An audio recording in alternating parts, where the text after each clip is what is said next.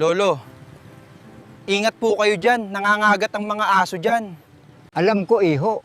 Sa tanda kong to, wala pa kong nakitang aso na nanununtok. Totoo ho, Lolo.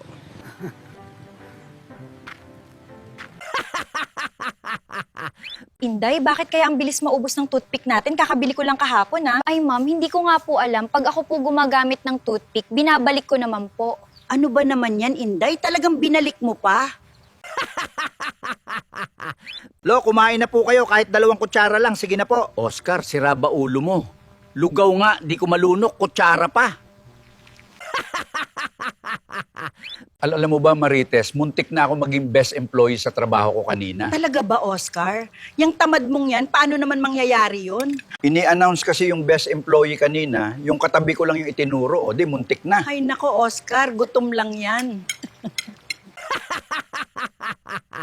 Alam mo, dati yung 5 pesos ko, ang dami ko na nadadala pag pumunta ako sa department store. Talaga. Hindi, pag uwi ko, may dala na akong gatas, gamot, medyas at pantalo at may damit pa. Ang lupit mo naman pala, Oscar. Bakit ngayon ba, Oscar, yung 5 piso mo di na kasya? Mahirap na, may CCTV na kasi ang department store. Pambihira, lupin ka pala, Oscar.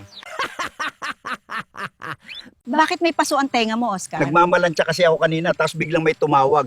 Sa halip na telepono, plantsa ang nadampot ko at idinikit sa tenga ko. Bakit pati yung kabila may paso din? May tumawag ulit, plantsa ulit na dampot, yung kabila naman ang pinangsagot ko. Naku ka talaga, Oscar.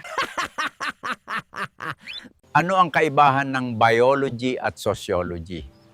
Kapag ang sanggol kamukha ng tatay, biology yun.